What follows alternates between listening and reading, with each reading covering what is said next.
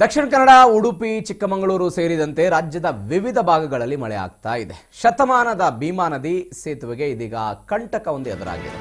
ಭೀಮಾ ನದಿ ಸೇತುವೆ ಬಿರುಕು ಬಿದ್ದಿದೆ, ಕುಸಿಯುವ ಭೀತಿ ಇದೆ. ಸೇತುವೆಗೆ ಕಟ್ಟಲಾದ ಕಲ್ಲುಗಳು ಬಿರುಕನ್ನು ಬಿಟ್ಟಿರೋದು. ಜೋಡಿಸಿದ್ದ ಕಲ್ಲುಗಳಲ್ಲಿ 1.5 ಅಡಿಯಷ್ಟು ಬಿರುಕಿದೆ. ರಾಜ್ಯದ ವಿವಿಧ ಭಾಗಗಳಲ್ಲಿ ಮಳೆ ಆಗ್ತಾ ಇದೆ. ಭೀಮಾ ನದಿ ಸೇತುವೆಗೆ ಕಂಟಕ ಎದುರಾಗಿದೆ. ಬಿರುಕು ಬಿಟ್ಟಿರೋದು, ಕುಸಿಯುವ ಭೀತಿ ಇದೆ.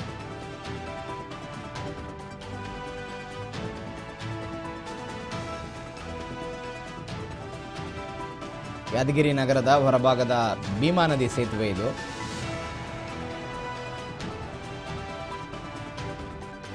ಭೀಮಾ ನದಿಗೆ ಅಡ್ಡಲಾಗಿ ಸೇತುವೆಯನ್ನು ಹೈದರಾಬಾದ್ ನಿಜಾಮನ ಕಾಲಾವಧಿಯಲ್ಲಿ ನಿರ್ಮಾಣ ಮಾಡಲಾಗಿತ್ತು.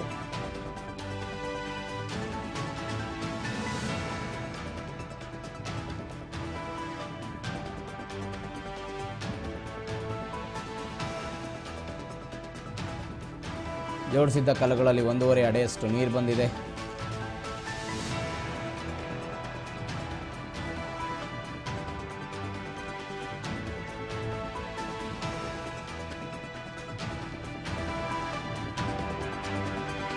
ಕುಸಿಯುವ ಭೀತಿ ಇದೆ.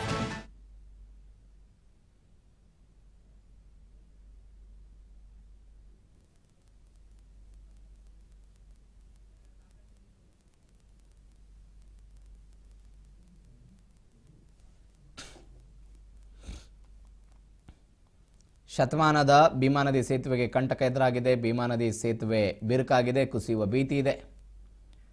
ಇಂಥದ್ದೊಂದು ಬಿರುಕು ಕಾಣಿಸಿಕೊಂಡಿರೋದು ಯಾದಗಿರಿ ನಗರದ ಹೊರಭಾಗದ ಭೀಮಾ ನದಿ ಇದು. ಭೀಮಾ ನದಿಗೆ ಅಡ್ಡಲಾಗಿ ನಿರ್ಮಾಣ ಮಾಡಲಾಗಿದೆ ಈ ಸೇತುವೆನ. ಹೈದರಾಬಾದ್ ನಿಜಾಮರ ಕಾಲಾವಧಿಯಲ್ಲಿ ನಿರ್ಮಾಣ ಆಗಿರೋದು.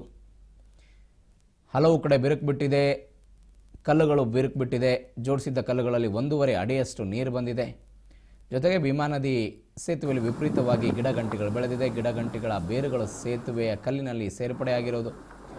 ಬೇರುಗಳು ಕಲ್ಲುಗಳಲ್ಲಿ ಸೇರ್ಪಡೆಯಿಂದ ಬಿರುಕು ಕಾಣಿಸಿಕೊಂಡಿದೆ. ದಿನನಿತ್ಯವೂ ಕೂಡ ಈ ಸೇತುವೆ ಮೇಲೆ ನೂರಾರು ವಾಹನಗಳು, ಭಾರೀ ಗಾತ್ರದ ವಾಹನಗಳು ಸಂಚಾರ ಮಾಡ್ತವೆ. ಈಗಾಗಲೇ ಸೇತುವೆ ಕೆಳಭಾಗದಲ್ಲಿ ಬಿರುಕು ಕಾಣಿಸಿಕೊಂಡಿದೆ.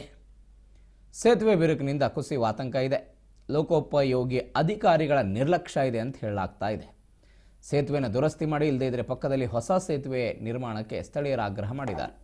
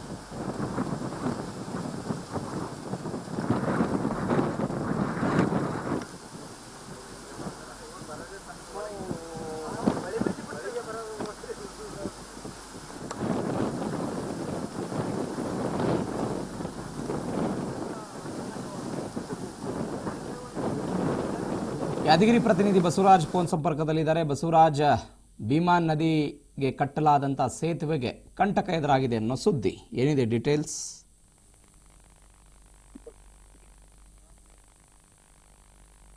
ನನ್ನ ಧ್ವನಿ ಕೇಳಿಸ್ತಿದೆಯಾ ಬಸವರಾಜ್? ಪ್ರವೀಣ್, ಎಸ್, ಭೀಮಾ ನದಿ ಸೇತುವೆಗೆ ಕಂಟಕ ಎದುರಾಗಿದೆ ಅಂತ. ದೇಶದ ಹಲವು ಕಡೆ ಧಾರಾಕಾರ ಮಳೆ ಹಿನ್ನೆಲೆಯಲ್ಲಿ ಸೇತುವೆಗಳು ಕುಸಿತಾ ಇದ್ದಾವೆ. ಅದಂತೆ ಶತಮಾನೋತ್ಸವದ ಭೀಮಾ ನದಿಯ ಸೇತುವೆ ಎದುರಾಗಿದೆ ಕಂಟಕ. ಭೀಮಾ ನದಿಯ ಸೇತುವೆ ಬಿರುಕು ಬಿಟ್ಟಿದ್ದು ಕುಸಿತ ದೃಶ್ಯವನ್ನು ಕೂಡ ತೋರಿಸ್ತಾ ಇದ್ದೀವಿ. ಏನು PW ಇಲಾಖೆ ಅಂದ್ರೆ ಯಾದಗಿರಿ ನಗರದ ಹೊರಭಾಗದಲ್ಲಿರುವಂತಹ ಭೀಮಾ ನದಿಯ ಸೇತುವೆ ಶತಮಾನದ ಸೇತುವೆ ಅಂತ ಕರೆಸಿಕೊಂಡಿತ್ತು. ಅಂತ ಸೇತುವೆ ಈಗ ಬಿರುಕು ಕಾಣಿಸ್ತಾ ಇದೆ. ಸೇತುವೆಯಲ್ಲಿ ಎಲ್ಲೇ ಒಂದರ ಕುಸಿಯುವಂತಹ ಸಂದರ್ಭ ಕಾಣಿಸ್ತಾ ಇದೆ ಎಂಬುದು ಕೂಡ ಅದು ಜನರಿಗೆ ಆಕ್ರೋಶ ವ್ಯಕ್ತಪಡಿಸ್ತಾ ಇದ್ದಾರೆ.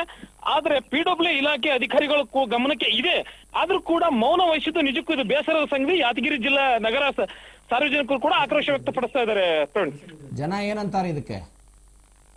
ಪ್ರವೀಣ್, ಸಾರ್ವಜನಿಕರು ಹೇಳ್ತಾರೆ ಇಂಥ ಸೇತುವೆ ಮುಖ್ಯ ಮೇನ್ ಸೇತುವೆ ಆಗಿರುತ್ತೆ. ಅಂದ್ರೆ ಯಾದಗಿರಿ ಜಿಲ್ಲೆಗೆ ಶಹಾಪುರದಿಂದ ತೆರಳುವಂತ ಮೇನ್ ಸೇತುವೆ ಆಗಿರುತ್ತೆ. ಅಂತ ಸೇತುವೆಯಲ್ಲಿ ಸಾಕಷ್ಟು ಸಾರ್ವಜನಿಕರು ತಿರುಗಾಡುವಂತ ವೆಹಿಕಲ್ಸ್ಗಳು, ಎಲ್ಲಾ ವೆಹಿಕಲ್ಸ್ಗಳು ಅದ್ರ ಮೇಲೆ ಹೋಗುತ್ತೆ. ಆದ್ರೂ ಕೂಡ ಜಿಲ್ಲಾಡಳಿತ ಮತ್ತು ಜಿಲ್ಲಾಡಳಿತ 2 ಬಾರಿ ಭೇಟಿ ನೀಡಿದೆ. ಅಧಿಕಾರಿಗಳು ಕೂಡ PW ಅಧಿಕಾರಿಗಳಿಗೆ ಸೂಚನೆ ನೀಡಿದ್ದಾರೆ. ಅಂದ್ರೆ ಇದಕ್ಕೆ ಮುಂದೆ ಪರಿಹಾರ ಏನ್ ಕಲ್ಪಿಸ್ತಾರೆ ಎಂಬುದು ಕೂಡ ನೋಡ್ಬೇಕಾಗುತ್ತೆ ಜಿಲ್ಲಾ ಉಸ್ತುವಾರಿ ಸಚಿವರು. ಬಸನಗೌಡ್ರೆ, ಬೇರೆ ದಾರಿ ಇಲ್ವಾ ಈ ಸೇತುವೆ ಬಿಟ್ಟು? ಬೇರೆ ಕಡೆಯಿಂದ ಯಾವ ಊರಿಗೆ ಸಂಪರ್ಕ ಮಾಡುತ್ತೆ ಈ ಸೇತುವೆ? ಆ ಊರುಗಳಿಗೆ ಹೋಗೋದಕ್ಕೆ ಬೇರೆ ದಾರಿ ವ್ಯವಸ್ಥೆ ಏನಿಲ್ವಾ? ಯಾವ ಊರಿಗೆ ಸಂಪರ್ಕ ಮಾಡುತ್ತೆ ಇದು? ಪ್ರವೀಣ್, ಈ ಸೇತುವೆ ಮುಖ್ಯ ರಸ್ತೆ ಆಗಿರುತ್ತೆ. ಅಂದ್ರೆ ಶಾಪೂರ್, ಗುಲ್ಬರ್ಗ, ಮುಂದೆ ಸೋಲಾಪುರ್, ಅಂದ್ರೆ ಹೊರ ರಾಜ್ಯಕ್ಕೆ ಹೋಗುವಂತ ಸೇತುವೆ ಆಗಿರುತ್ತೆ. ಭೀಮಾ ನದಿಗೆ ಪ್ರಮುಖ ಸೇತುವೆ ಅಂತ ಕರೆಸಿಕೊಂಡಿರುತ್ತೆ. ಅಂತ ಸೇತುವೆಗೆ ರಸ್ತೆ ಈಗ ಕುಸಿದಿದ್ದು ನಿಜಕ್ಕೂ ಆತಂಕ ಉಂಟು ಮಾಡಿದೆ. ಪ್ರವೀಣ್, ಅಲ್ಲ, ಬೇರೆ ದಾರಿ ಇಲ್ವಾ? ಇದನ್ನ ಪರ್ಯಾಯವಾಗಿ ಇದನ್ನು ಸ್ಥಗಿತಗೊಳಿಸಿ ಬೇರೆ ಮಾರ್ಗವನ್ನು ಬಳಸಿ ಹೋಗೋದಕ್ಕೆ ತಾತ್ಕಾಲಿಕ ಪರಿಹಾರ ರಸ್ತೆ ಮಾರ್ಗವಿದೆ ಪ್ರವೀಣ್. ಆದ್ರೆ ಈಗಾಗಲೇ ಬಹಳ 4-5 ಕಿಲೋಮೀಟರ್ ಸುತ್ತರಿದುಕೊಂಡು ಸಿಟಿ ಬಿಟ್ಟು ಹೊರಗಡೆ ಹೋಗ್ಬೇಕಾಗುತ್ತೆ. ಆದ್ರೆ ಆ ಸೇತುವೆ ಮೇಲೆ ನಡೆದಾಡ್ಬೇಕಂದ್ರೂ ಕೂಡ ಸಾರ್ವಜನಿಕರಿಗೆ ತೊಂದರೆ ಆಗುತ್ತೆ. ಹೊಸ ಸೇತುವೆ ಕಟ್ಟೋದಕ್ಕೆ ಆಗ್ರಹ ಈಗ ಜನರದ್ದು, ಹೊಸ ಸೇತುವೆ ಏನಾದ್ರೂ ಕಟ್ಟಿ ಅಂತ. ಸಾರ್ವಜನಿಕರು ಏನ್ ಹೇಳ್ತಾರೆ, ಇತಿಹಾಸದ ಪುಟದಲ್ಲಿ ಇರುವಂತ ಸೇತುವೆ ಇದೆ. ಅಂತ ಸಂದರ್ಭದಲ್ಲಿ ಜಿಲ್ಲಾಡಳಿತ ಮತ್ತು ಜಿಲ್ಲಾ ಉಸ್ತುವಾರಿ ಸಚಿವರು ಇದ್ರ ಬಗ್ಗೆ ಮುತುವರ್ಜಿ ವಹಿಸಿ ಮತ್ತೆ ಹೊಸ ಸೇತುವೆಗೆ ನಿರ್ಮಾಣ ಮಾಡ್ಲಿಕ್ಕೆ ಮುಂದೆ ಆಗ್ತಾರೆ ಎಂಬುದು ಕೂಡ ಕಾದ್ ನೋಡ್ಬೇಕಾಗುತ್ತೆ. ಯಾಕಂದ್ರೆ ಈ ಸೇತುವೆಯಿಂದ ಪಕ್ಕದ ವಡಗೇರಿ, ಶಾಪೂರು ಕೆಲವೊಂದು ರಸ್ತೆಗೆ ಹೋಗ್ಬೇಕಾಗಿತ್ತಪ್ಪ ಅಂದ್ರೆ ಈ ಸೇತುವೆ ಮುಖಾಂತರ ಇಲ್ಲಾಂದ್ರೆ ಸುಮಾರು 8 ಕಿಲೋಮೀಟರ್ ನಂತರ ಸುತ್ತರಿದುಕೊಂಡು ವಡಗೇರಿಗೆ ಮತ್ತು ತೆರಳಬೇಕಾಗುತ್ತೆ.